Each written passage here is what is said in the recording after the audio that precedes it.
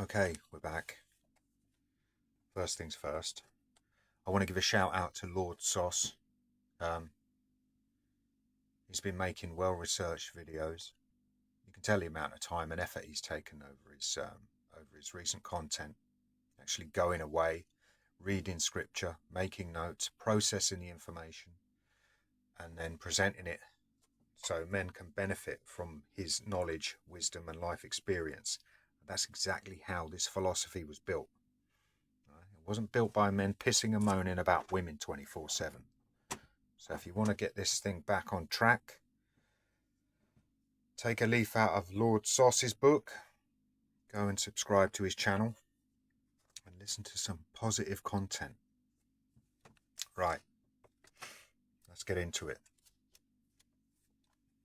Transformation is to hit present reality at high velocity and break apart on impact.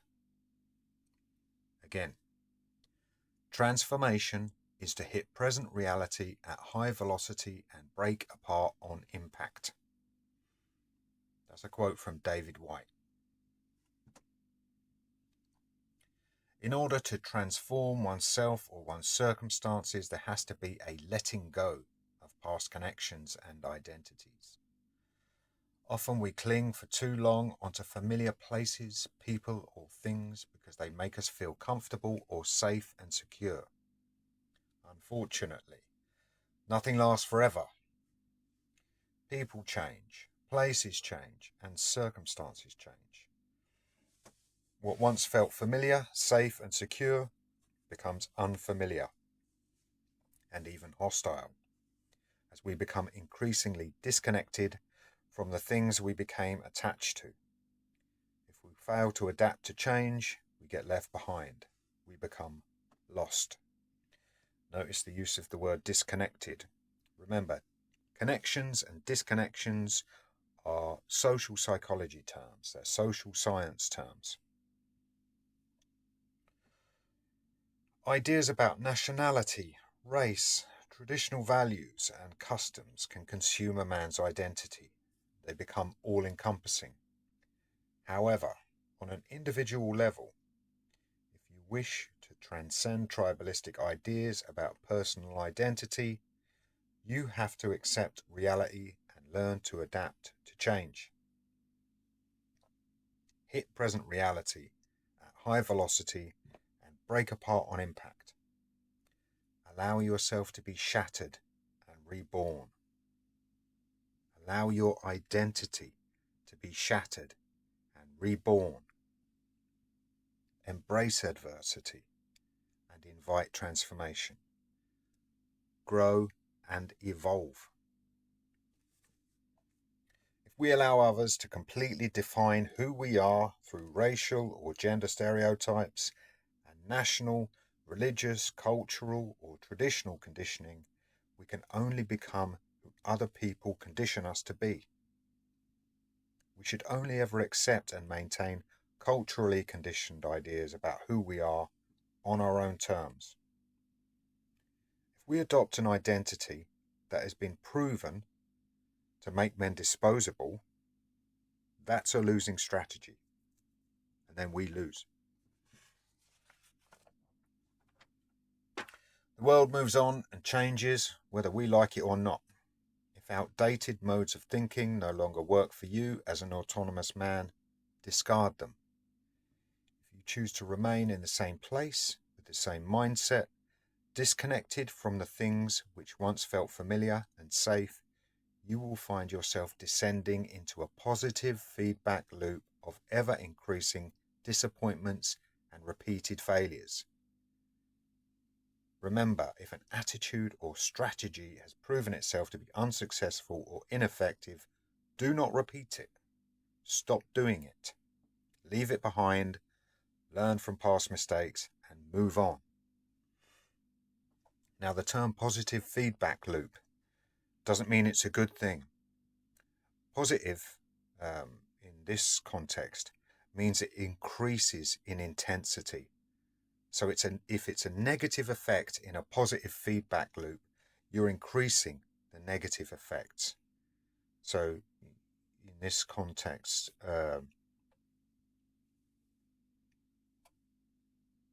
Let's read that whole sentence again. If you choose to remain in the same place with the same mindset, disconnected from the things which once felt familiar and safe, you will find yourself descending into a positive feedback loop of ever-increasing disappointments and repeated failures, a positive loop of negative consequences.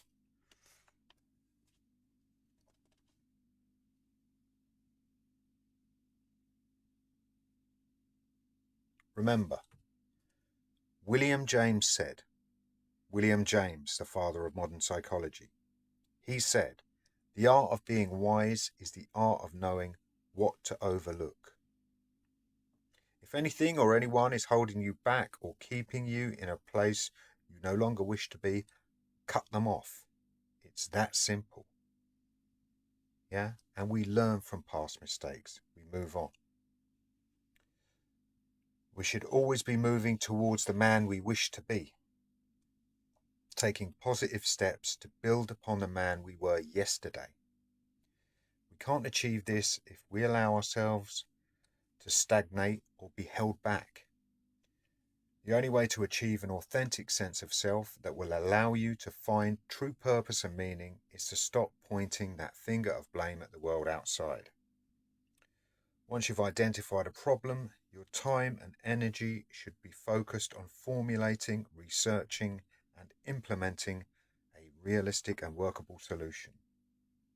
Take time away, alone, to introspect and reflect on who you've become, how it came to be, and what can be done to rectify it. How can you break free from those connections that aren't allowing you to grow as an autonomous, free-thinking, unconditioned man? What's the solution? Stop conforming to external ideas about who you should be. It takes austerity, solitude, and a healthy degree of asceticism before a man can realize what makes him truly happy. For this to happen, a man has to cloister himself and remain in isolation. You need space and time to think, away from the distractions, agendas, and influences of others. I see far too many men stuck in a state of emotional hysteria, screaming at the world as if the world will change just to accommodate them. Hysteria brings about deafness, blindness, irrational behavior, amnesia, and eventually complete paralysis. Hysteria is nothing more than an ineffective emotional reaction to a world that simply couldn't care less about you. You are not a special snowflake. Unfortunately, this has become yet another futile strategy which is observable in men online as they hysterically lash out against women and governmental institutions in an endless fit of rage at their perceived injustices. Now let me break it down for those men who are still howling hopelessly at the moon. This world does not give a fuck about you. Okay? Nobody cares about the overwrought protestations of a neurotic, powerless man-child. You will only be met with ridicule and ignominy. Just walk away. There will always be men who fail to accept reality. They reject the red pill and desperately try to redefine what it means. To those men, I've got this to say.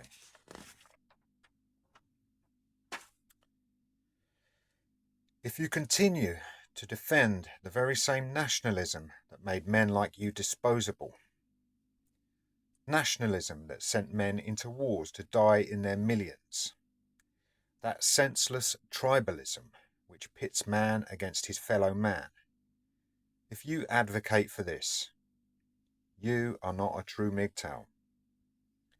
If you wish to return to a traditional world, a time when men were protector-provider pack horses who either worked themselves into early graves or died by their own hand when everything they'd worked for was unsanctimoniously stripped from them, if you wish to return to that plantation, you are just a tourist.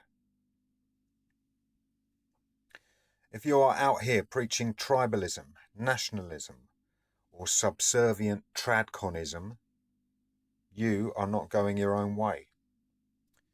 If you are actively discouraging men from finding purpose, meaning, and a sense of identity outside of those conditioned, sacrificial male stereotypes, you are the enemy of men.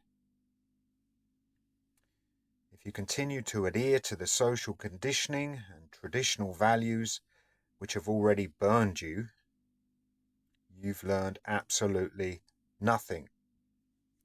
You are unable to accept reality or adapt to a changing world.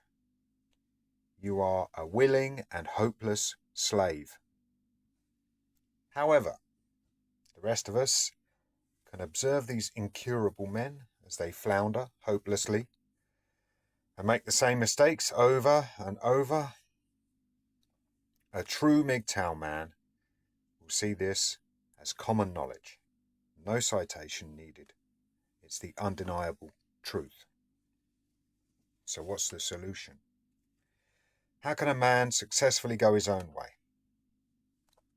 I mentioned earlier about using asceticism to our own advantage. Now, research asceticism and see how, when used in moderation, it can be used as a tool for reflection and introspection. Some self-disclosure. Many forms of asceticism have become part of my everyday life. This has happened naturally.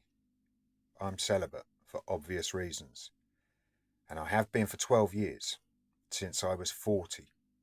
I will never have a relationship or another child. I learned the hard way about the negative effects of relationships and single fatherhood. I've also fasted many times in the past, sometimes for a number of days. I still fast occasionally, which I now find very easy and often necessary. Mostly I eat only one meal a day. This maintains a healthy BMI, and it saves time on preparing meals, eating and washing dishes. I own one small plate and one bowl for meals. I very rarely drink alcohol. When I do, it's in moderation. That's another lesson I had to learn the hard way, like most men of my generation.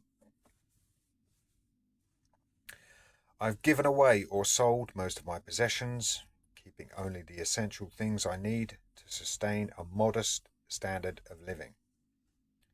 I live a very simple life now. I have heating in winter, but I no longer use hot water. Cold water will suffice, as I don't want to turn my boat into a house. I no longer own any appliances. I have a radio, a small solar-powered radio, a gas hob for cooking and boiling water for tea, one bowl, one plate, a few mugs for tea or coffee, and some basic cutlery. My dog is my only companion. I still keep my phone and a laptop for study, work, entertainment, and communication. I read a lot. I have over 200 books on the boat. I don't count them. I just buy the books I feel I should be reading. So, the monk label shouldn't just be used for clout. I no longer celebrate birthdays, Christmas, or New Year. It's just another day to me. I refuse to attend weddings or funerals, as I've grown very cynical about my views on death. When I die, I will have a direct funeral. No friends, no family, just a simple cremation. Again, this monk thing is real, you know. It's not a joke. Some of us really do live a monk-like existence in the real world. I've got my martial arts equipment and weapons here with me. I train alone now. I've got nothing to prove in combat anymore. That's a young man's game. Fighting is a young man's game. Don't get me wrong, if I have to, I will, but I used to spit blood and train with broken bones, but now I train for fitness, self-expression, and spiritual growth. I am a warrior scholar in the true tradition of the martial arts. Music and poetry help relieve any stress. I also find poetry to be a great source of wisdom. Music is good for the soul. Poetry is good for heart and mind.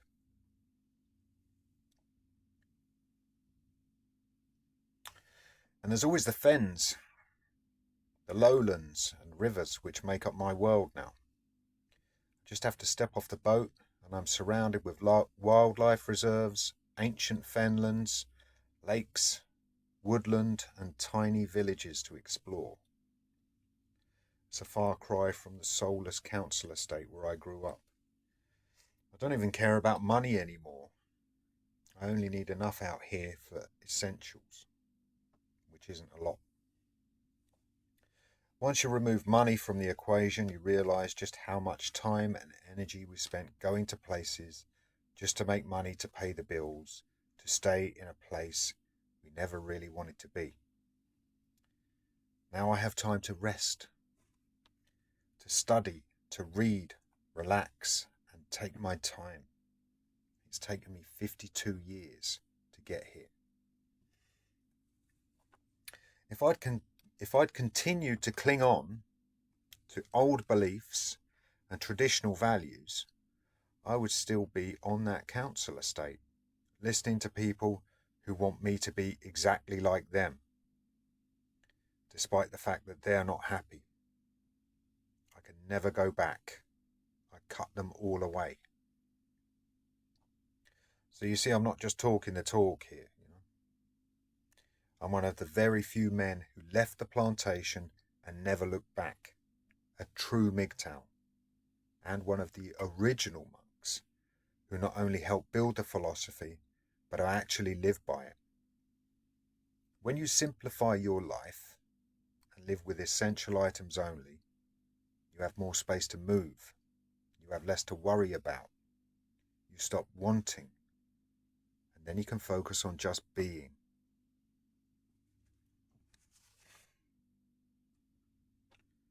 So now I live by the seasons, in tune with the elements, the wind, the rain, the floods and storms, the frozen lakes and tidal rivers, the wildlife, the bugs, and the other outsiders who've chosen to live this wild but free way of life on the fringes.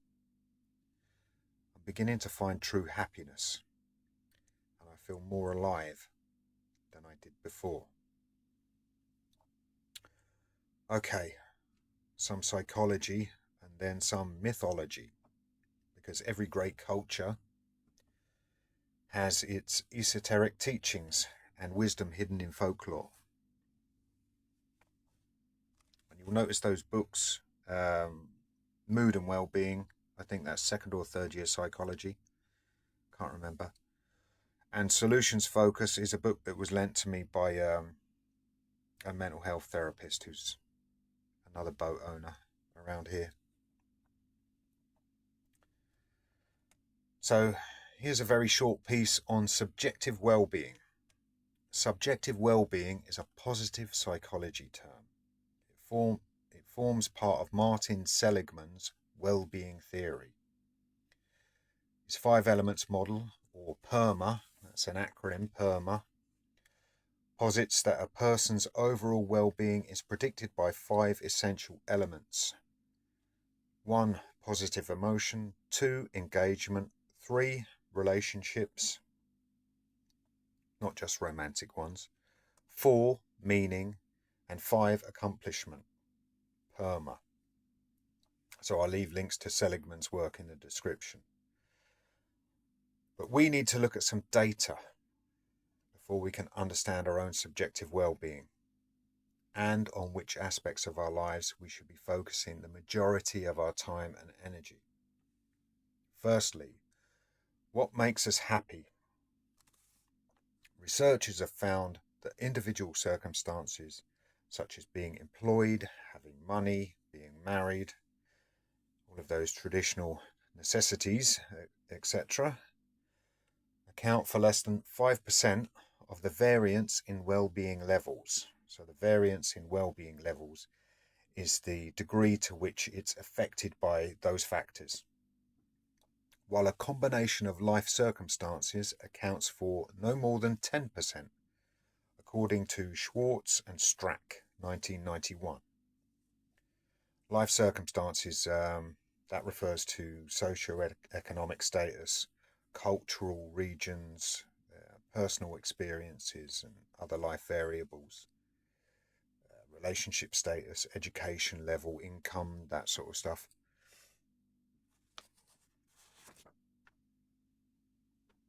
Right, there's a reason why life circumstances only affect 10% of the variance of our overall well-being. It's because we adapt. We adapt to most things. We learn to accept them and we figure out ways to overcome them, and we change the way we live our lives to accommodate them. But here's the kicker. There are certain conditions which are much more difficult to adapt to, such as loneliness or the loss of a spouse, child or parent, especially at a young age. Injustice is also extremely difficult to adjust to. But we're going to discuss solutions. Now, they're not presented in those books, that psychology book or that solutions focus book. This is information I found elsewhere from Buddhism and Christianity. So we're going to discuss some solutions to those issues towards the end of this video. We have a genetically predetermined baseline level of happiness or well-being. Identical twin studies showed an approximate 50% variation in emotionality. These were identical twins raised separately, so the 50% variation can be ascribed directly to genetic variation. Citation is Telegan et al., 1988. Future scientists will no doubt learn how to alter people's basic temperaments and dispositions. However, we cannot alter our genetically set variance of happiness at the present time. Some of you may be familiar with the hedonic adaptation theory of life satisfaction. This is how it works. Happiness reacts both positively and negatively to life events. So a lottery winner has an increase in baseline levels of happiness. And conversely, paraplegics or quadriplegics suffer a decrease in baseline levels of happiness. Seligman, 2002. However, both groups return to their genetically predetermined baseline levels of happiness shortly afterwards, or at least very nearly. So what about the other 40-ish% of variance of well-being? The remaining influence on well-being comes from intentional activity. That means it comes from you. It comes from within us. Intentional activity refers to the committed and effortful activities a person chooses to engage in to enhance subjective well-being.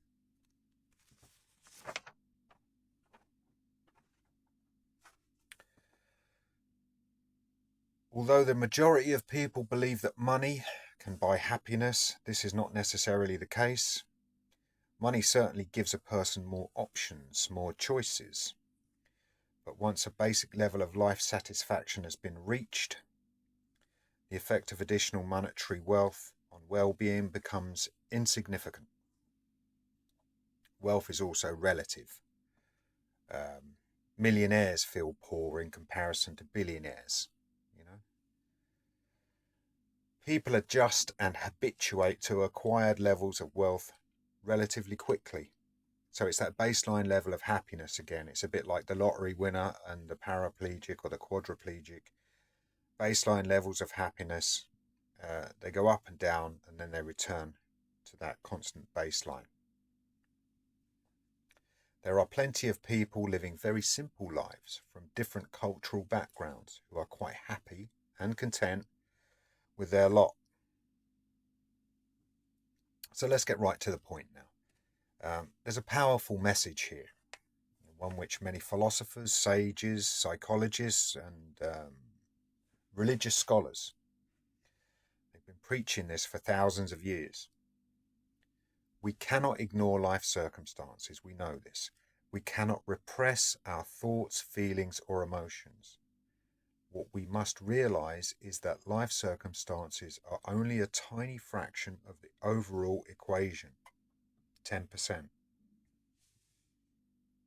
Our well-being, our happiness, depends on the attitude we take in any given set of circumstances.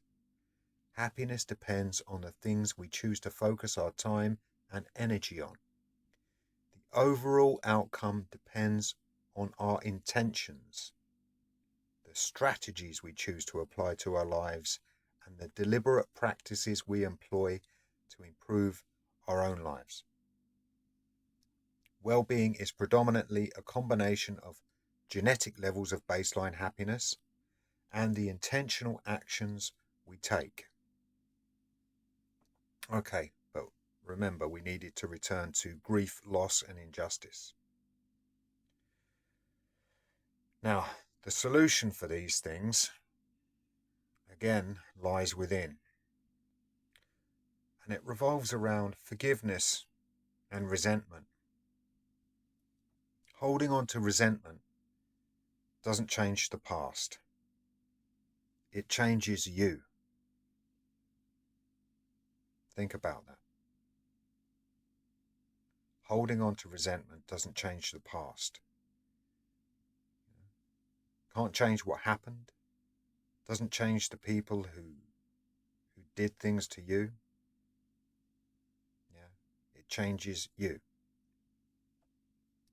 Harboring anger and resentment will consume you with negativity, which may eventually cause you to close the door on the world outside, possibly forever.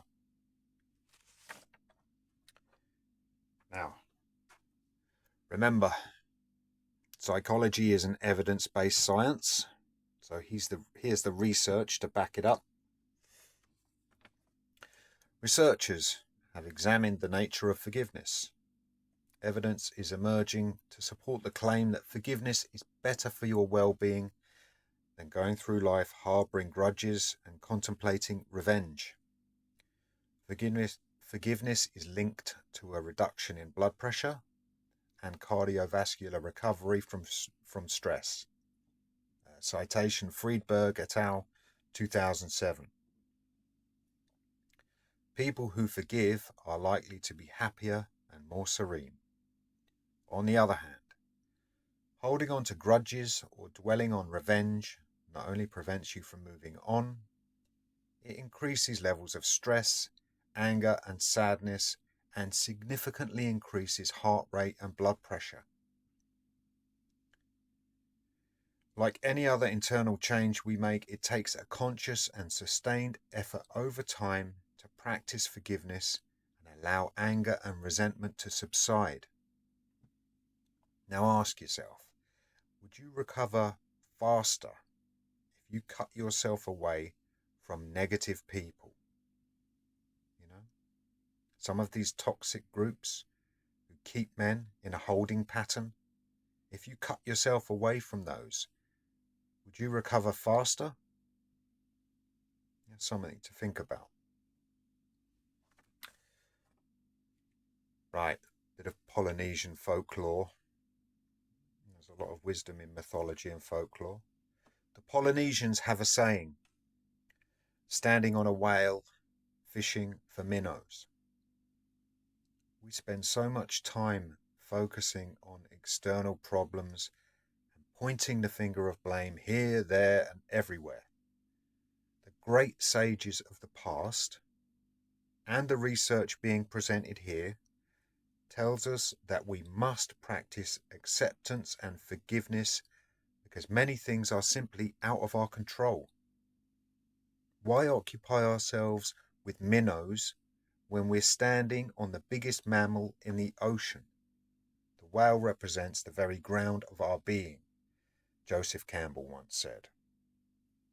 We have the power and ability to change 40% of the overall variance of our happiness and well-being. So the question remains, are you going to focus your time and energy on problems, or are you going to change your attitude and begin the inner work, working on new plans for a better life, for a better tomorrow? That's up to us.